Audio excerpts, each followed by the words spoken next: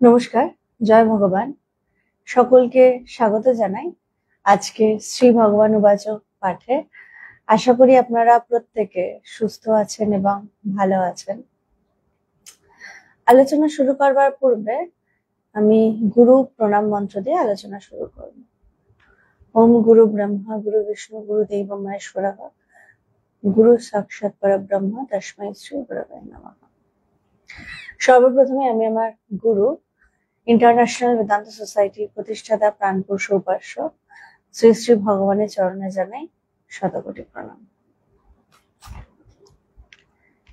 আমরা কিছু মাস ধরে আলোচনা করছি ধারাবাহিকভাবে শ্রী ভগবান উবাচ পাঠ থেকে।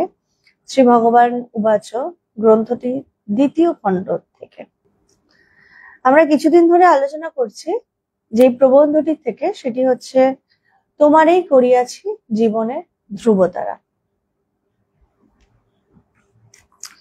আগের দিন আমরা আলোচনা যেখানে শেষ করেছিলাম সেখানে ভগবান বলছিলেন এক ভক্তকে যে তোমাকে কিছুই ত্যাগ করতে হবে না, তুমি শুধু ঈশ্বর চিন্তা করে যাও। ঈশ্বর চিন্তাটাই হচ্ছে তুমি একমাত্র তোমার সম্বল বানাও এবং শুধু ঈশ্বর চিন্তা করো, সবকিছু আপনা আপনি হয়ে যাবে। এই প্রসঙ্গে এখানে আমরা আলোচনা শেষ করেছিলাম। আলোচনায় যাই। ভগবান বলছেন তিনি ঘরের মধ্যেই আমায় দেখা দিয়েছেন। তিনি তার কথা বলছেন যে ভগবান বলছেন আমি কোনো কিছু ত্যাগ করিনি। ঈশ্বর আমাকে ধরা দিয়েছেন কিভাবে না, শুধু চিন্তার মাধ্যমে। তিনি শুধুমাত্র তার মনটা পুরোপুরি ঈশ্বরকে সমর্পণ করেছিলেন, আর কিচ্ছু করেননি। তো বলছে যে আপনিও যদি ঈশ্বরকে উপলব্ধি করতে চান, ঈশ্বরকে দর্শন করতে চান, এটা আমাদের মনে হয় না যে আমাকে হয়তো সবকিছু ত্যাগ করে দিতে হবে, এ বাবা আমি কি করে ফেললাম, আমি সংসারে ঢুকে ফেললাম, এবার আমি ঈশ্বরকে উপলব্ধি করব কিভাবে।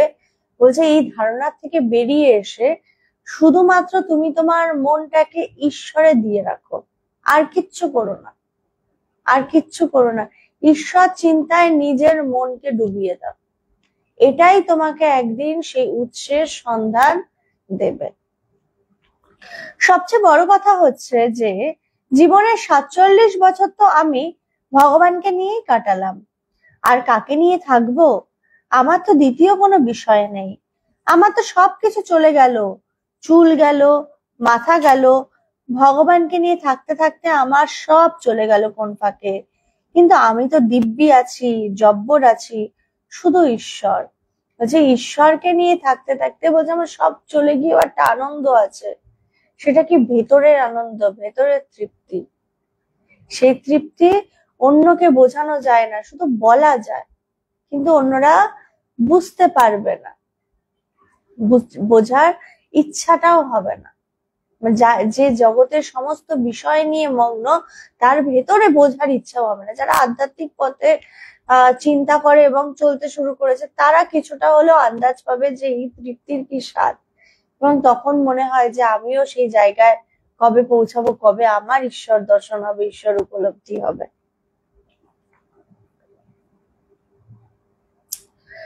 আমার খাওয়া পড়া শোয়া বসা কোনটা বাদ গিয়েছে? সবকিছু হয়েছে। মেয়ে বড় হয়েছে, মেয়ের বিয়ে দিয়েছি, মেয়ের ছেলে হয়েছে, মেয়ে ছেলে পড়াশোনা করেছে, আমি বুড়ো হয়েছি, পেসমেকার বসাতে হবে কিনা জানি না, দিব্যি চলছে তো। শুধু এক রামকৃষ্ণ রামকৃষ্ণ করে চলেছি। একজন আমাকে 50,000 টাকা প্রণামী দিয়েছেন বাড়ির জন্য। আমি কি করেছি? আমি শুধু বলেছি দেখো আমি কৃষ্ণ নাম করি, আমি হরে কৃষ্ণ বলি, ব্যাস এইটুকুই। আমার কোনো চ্যারিটেবল হসপিটাল নেই, কোনো দামি বই রাখা নেই, বেদান্তের ওপরে সিডি ক্যাসেট নেই, বক্তৃতার কোনো ব্যাপার নেই, সিনেমা হয়নি আমার নামে এখনো, কিন্তু আমি চলছি তো। আজকাল যেটা হয় না যে এই যে যাদেরকে কিছুটা মানে বেশিরভাগ আধ্যাত্মিক মহাপুরুষদের কি হয়, সিনেমা তৈরি হয় বা তাদেরকে নিয়ে ছোট ছোট ভিডিও বানানো হয়, বড় বড় চ্যানেল থাকে, তাদের প্রচুর বক্তৃতা থাকে। তো বলছে এই জিনিসগুলো কোনো কিছুই আমার কিন্তু করতে হয়নি, আমি করিনি, কারণ আমার শুধু বিষয় ছিল ঈশ্বর চিন্তা, ঈশ্বরকে নিয়ে থাকা, আর কিছু না। আর কোনো বিষয়ে তিনি ঢোকেনি, টাকা নেই। আমার এখনো মনে আছে ভগবানকে কত মানুষ এসে বলেছেন আমার এত বিঘা জমি আছে আপনাকে দিচ্ছি, আপনি একটা হসপিটাল বানান বা কলেজ বানান, আপনার অর্গানাইজেশন আরো বড় হবে, আরো বিরাট জায়গায় যাবে এবং আপনারও প্রচুর নাম ডাক হবে। ভগবান তখন একটাই কথা বলেছিলেন, দেখুন এই সংসারে সবাই এই রকম কাজকর্ম করার জন্য রয়েছে, কিন্তু আমার কাজ শুধুমাত্র আমি চেয়েছি ঈশ্বরকে নিয়ে থাকবো, এবং আমি চাই একটা অর্গানাইজেশন থাকুক যে শুধু ঈশ্বরকে নিয়ে থাকবে, যাদের বিষয় মানে এটা ভগবানের ইচ্ছা। ভগবান এইভাবে সবসময় চিন্তা ধারণা করতেন। বলছে দেখো এইগুলো করতে গেলে মন নষ্ট হবে যখনই তুমি সাইডের অন্য কাজকর্ম করবে, বলছে তার থেকে তুমি শুধু একটাই কাজ করো, শুধু ঈশ্বর।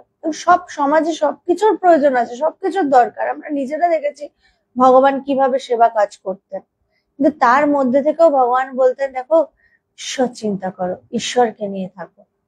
আমার এখনো মনে আছে আর একটা ঘটনা, মানে অনেক মানে ছোট থেকে তো ভগবানের সঙ্গ করেছি, যার জন্য নানা স্মৃতি আলোচনা করতে করতে মনে পড়ে যায়। দেখুন গুরু সঙ্গ করতে পারা, আহ গুরুর সাথে অনেকগুলো বছর কাটাতে পারা, এটার জন্য কি বলবো, আগে সবাই বলতো যে এটার জন্য ভাগ্যের প্রয়োজন, তখন এগুলো বিশ্বাস হতো না, কিন্তু জীবনে চলতে চলতে এখন দেখি যখন চলতে চলতে নানা কিছু মানে নানা কিছু যেটারই হোক সেটারই সম্মুখীন হয়, তখন মনে হয় ভাগ্যিস আমি এটা শুনেছিলাম বা ভাগ্যিস আমি এটা জেনেছিলাম, ভাগ্যিস আমার গুরু আমাকে এটা শিখিয়েছিল কিভাবে কিভাবে চলতে হবে।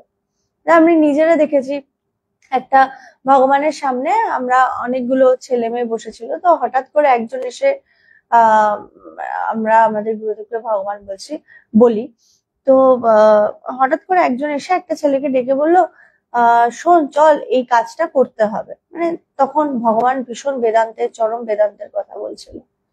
তো তখন সে সমস্ত আবার কাজটা করে এলো, করে টরে এসে যখন বসলো, বসার পরে ভগবান তখন একটা বললেন, দেখ কখন তুই না বলবি আর কখন তুই হ্যাঁ বলবি এটা কিন্তু তোকে শিখতে হবে। বলতো এই মুহূর্তে একটু আগে তুই যে কাজটা করতে গেছিলিস সেটা বেশি জরুরি ছিল, না আমার পাশে বসে বেদান্তের এই চরম কথাটা শোনা সেটা বেশি জরুরি ছিল? দেখুন তিনি কিভাবে ছোট ছোট জিনিস ধরিয়ে দিচ্ছে। আমাদের জীবনে চলার পথে হয় না, যখন আমরা ধ্যান করতে বসি, যখন আমরা আধ্যাত্মিক চর্চা করতে বসি বা নাম জপে বসি, তখনই দেখবেন সব থেকে বেশি ইম্পর্টেন্ট কাজগুলো মনে পড়ে, বা তখনই হয়তো বাড়িতে কেউ এসে বললো এটা করো সেটা করো। তো ভগবান কিভাবে শেখাচ্ছেন যে তোমার জীবনে কোনটা সব থেকে বেশি জরুরি? সব থেকে বেশি জরুরি হচ্ছে ঈশ্বর চর্চা, ঈশ্বরীয় চর্চা, ঈশ্বরীয় নাম গান। সবার আগে নিজের ভেতরে একটা জেদ প্রয়োজন যে আগে আমি তার নাম গুণগান করব, তারপরে আমি আসন ছাড়বো বা তারপরে আমি উঠবো। এই জেদটা যখন হবে বলছে তখনই কিন্তু এই জেদটা আমাকে সাহায্য করবে আধ্যাত্মিকতার শিখরে পৌঁছাতে। আমি তখনই শিখরে পৌঁছাতে পারবো যখন আমার ভেতরে জেদ তৈরি হবে।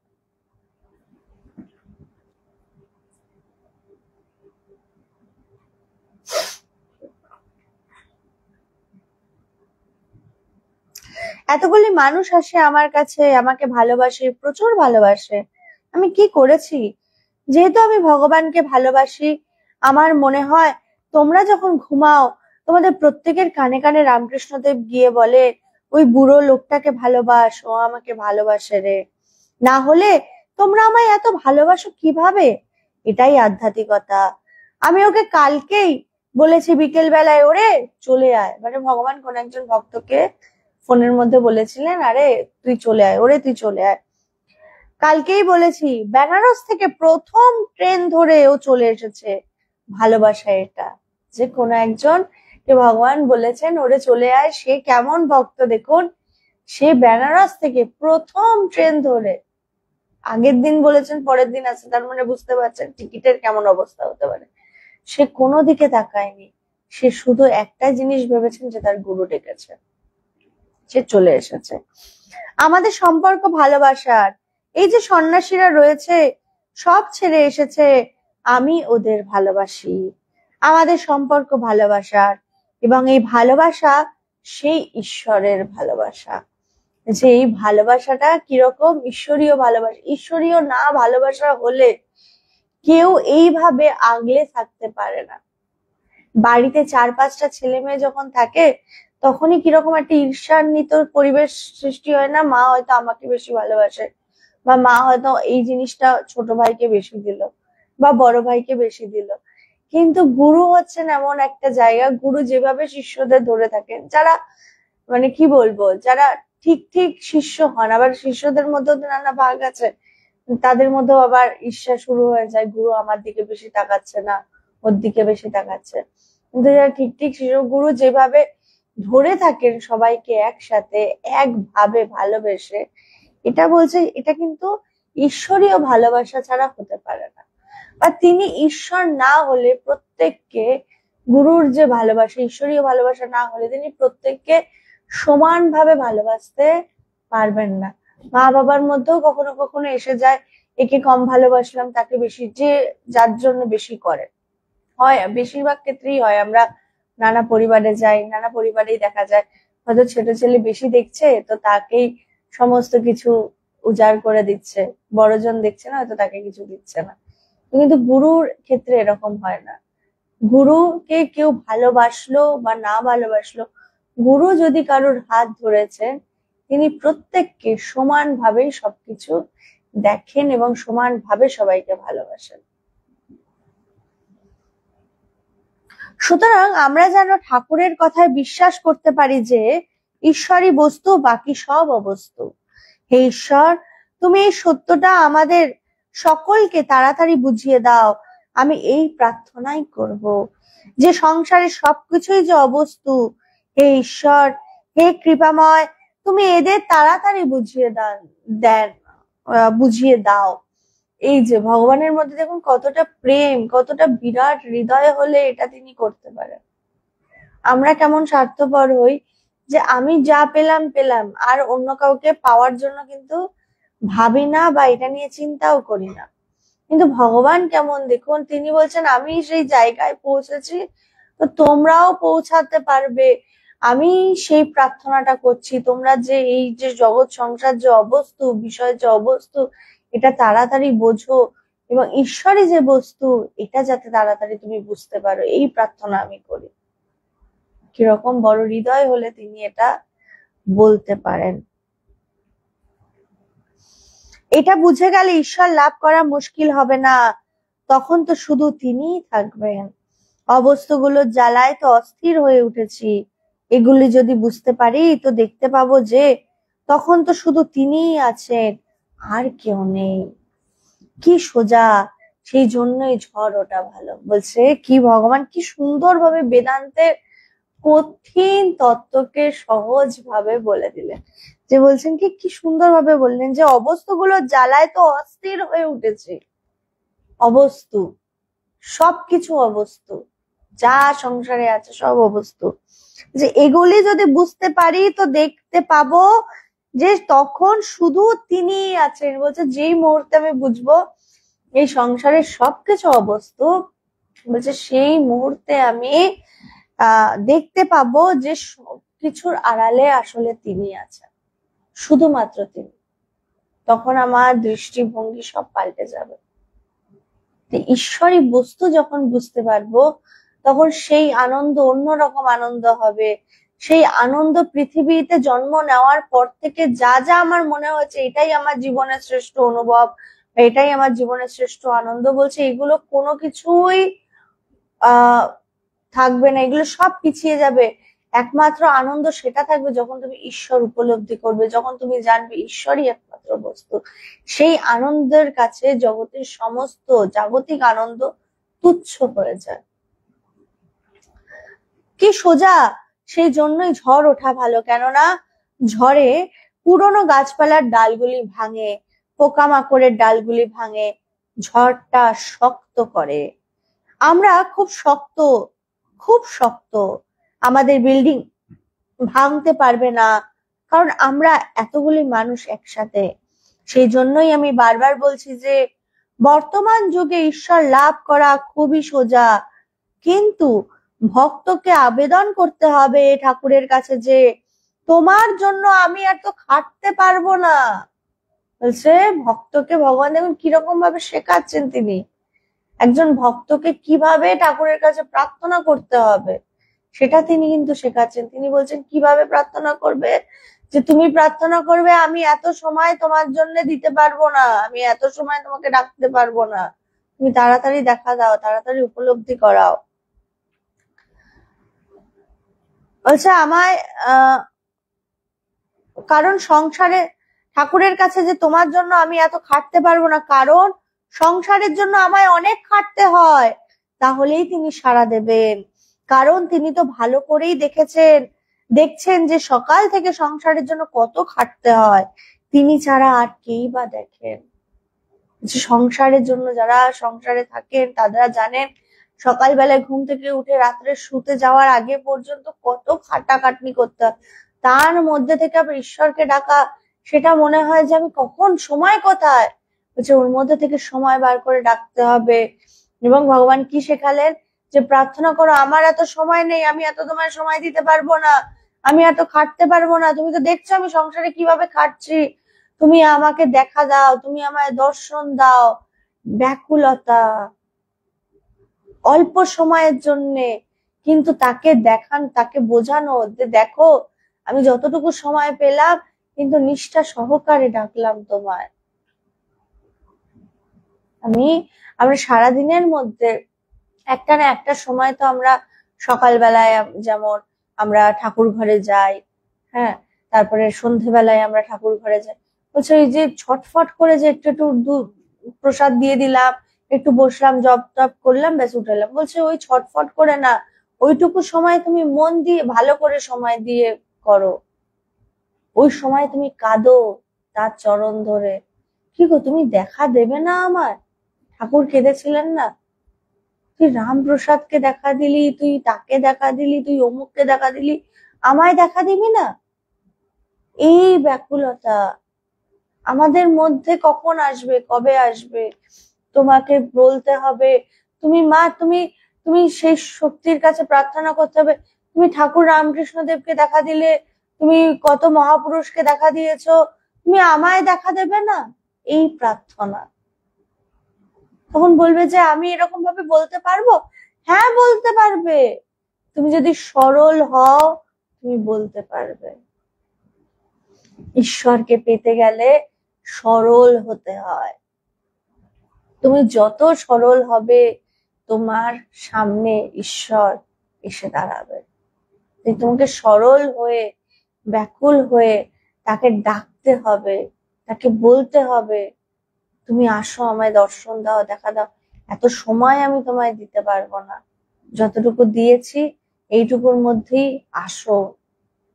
এই ব্যাকুলতা তিনি ছাড়া আর কেই বা দেখেন, কিন্তু জোর দিতে হবে তোমাকে চাই ঠাকুর, শুধু তোমাকে চাই, এই একটা জোর। অত কিছু বুঝি না, শুধু তোমাকে চাই, চাই বলছে শুধু তোমাকে চাই, শুধু না তোমাকে চাই, তোমাকেই চাই, আর কিছু চাই না। এই পুজো আসছে, আর বেশি দিন নেই, শাড়ি চাই, গয়না চাই, শাড়ির সাথে ম্যাচিং করা কানের দুল চাই। গুরুর কৃপায় আমরা বেঁচে গেছি এগুলোর থেকে। আর সত্যি কথা বলতে আমাদের ভেতরে ভগবান কিভাবে তৈরি করেছেন জানি না, আমাদের ভেতরে কখনো কোনো এই আমরা যখন যাই নানা জায়গায়, তখন কিছু কিছু মহিলারা আমাদেরকে প্রশ্ন করে, এই তোমাদের আমি তো সবকিছু ছাড়তে পারবো, দেখো আমি সংসার ছেড়ে তোমাদের কাছে চলে যেতে পারি, তোমাদের মতো এই গেরুয়া পড়তে পারি, আমি সাধু হতে চাই, কিন্তু আমার ভিতর থেকে না মানে কখনো এই কসমেটিক্স পরার বাসনা আমি ছাড়তে পারছি না, কখনো আমি লিপস্টিক পরার বাসনা ছাড়তে পারছি না, এগুলোর থেকে বেরোবো কি করে? আমি তো লিপস্টিক না পরে থাকতেই পারবো না। আমার এখনো মনে আছে একটা বাচ্চা মেয়ে ছিল, আমাকে ভীষণ ভালোবাসতো, আমিও ওকে খুব ভালোবাসতাম, মানে ছোট থেকে বলা যেতে পারে আমার সাথে সাথেই থাকতো।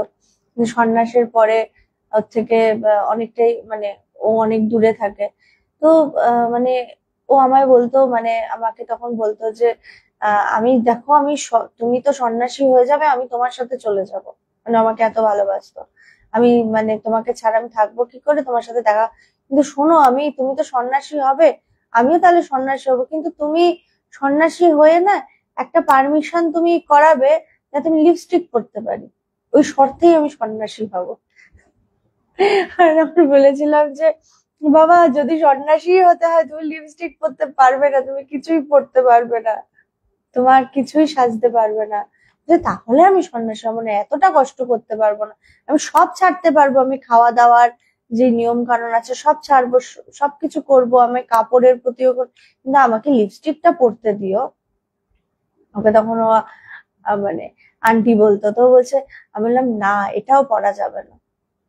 তো এই যে আমরা ছাড়তে পারি না, না তো আমাদেরকে যখন মানুষ মাঝে মাঝে প্রশ্ন করে আরে তোমরা ছাড়লে কি করে, সত্যি কথা বলতে যে একটু আগে ভগবান বলছিলেন না, আমরা এক্ষুনি ভগবান উবাচতে পড়ছিলাম যে ভগবান বলছেন যে দেখো কোনো কিছু ছাড়তে হবে না।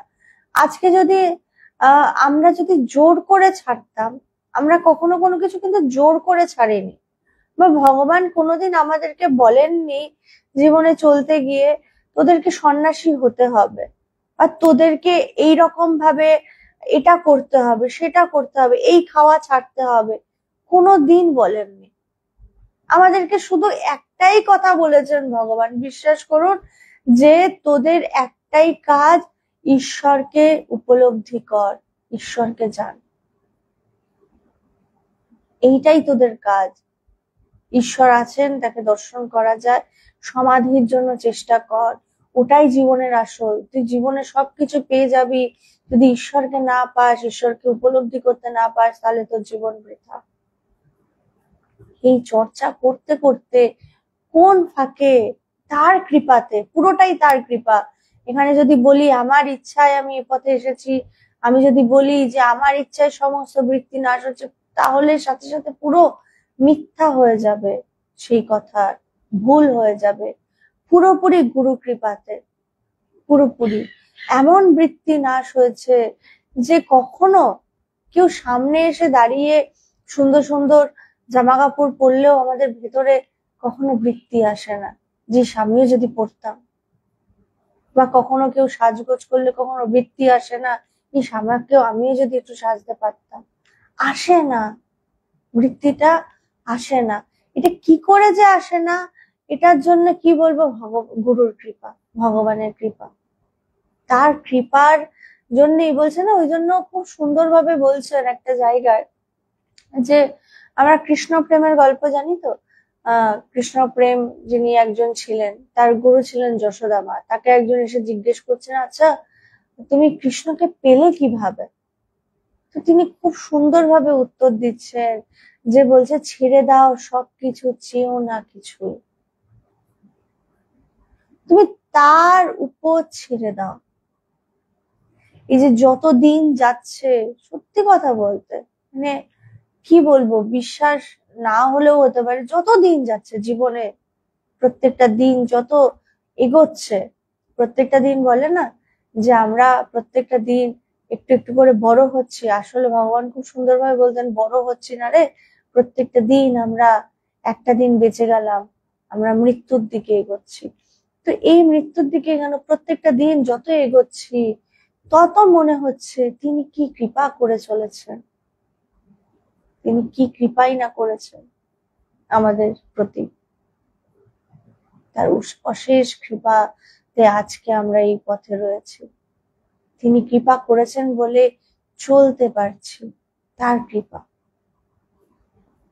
তার কৃপা ছাড়া অন্য কিচ্ছু না, অন্য কিচ্ছু না। জীবনে যখন প্রত্যেকটা দিন এগিয়ে মানে যেতে থাকে, তখন আরো যেন আমরা ঈশ্বরের উপর আমরা আরো বেশি নির্ভরশীল হচ্ছি, আরো বুঝতে পারছি জীবনে যা কিছু হচ্ছে সবকিছু তার আশীর্বাদে হচ্ছে, তার কৃপায় হচ্ছে, আমাদের এর পেছনে কোনো হাত নেই, কোনো হাত নেই। কারণ মাঝে মাঝে এমন এমন ঘটনা ঘটে চলে আমাদের সামনে, তখন মনে হয় আরে এটা তো আমাদের ক্ষমতায় ছিল না, এটা কি করে হলো। নইলে ভাবুন আজকে আমরা তার কৃপায় বলা যেতে পারে আমরা 1 তারিখে আমাদের মনে হলো হঠাৎ যে কয়েকদিন আগেই আমাদের মনে হলো যে বস্ত্র বিতরণ একটা করতে হবে, আর নানা ব্যস্ততায় আমাদের ভাবছিলাম কবে করব কবে করব, তো আমরা হঠাৎ করে ভাবলাম ঠিক আছে এই দিনটা ঠিক করি। 1 তারিখে আমরা অ্যানাউন্সমেন্ট করলাম, যে ঘোষণা করলাম যে আপনারা যারা যারা মনে হয় সাহায্য তো তার কৃপা ছাড়া আমি মানে এই ঘটনা বলতে গিয়ে আর একটা ঘটনা মনে পড়ে যায়। আমার সেদিন আনন্দে মানে কি বলবো, আমি আমি সেদিন আমার ভেতর থেকে এমন কান্না আসছিল। মানে আমি 6 তারিখের মধ্যেই মানুষ এসে আমাদেরকে মানে যতটুকু দরকার হয়ে গেছে, শাড়ির জন্য আমরা যতটুকু শাড়ি দেবো বলে একজন ভদ্রলোক, অনেকদিন ধরে অনেকগুলো বছর ধরে তার সাথে আমার পরিচয়, ফেসবুকের মাধ্যমে তিনি আলোচনা শোনেন।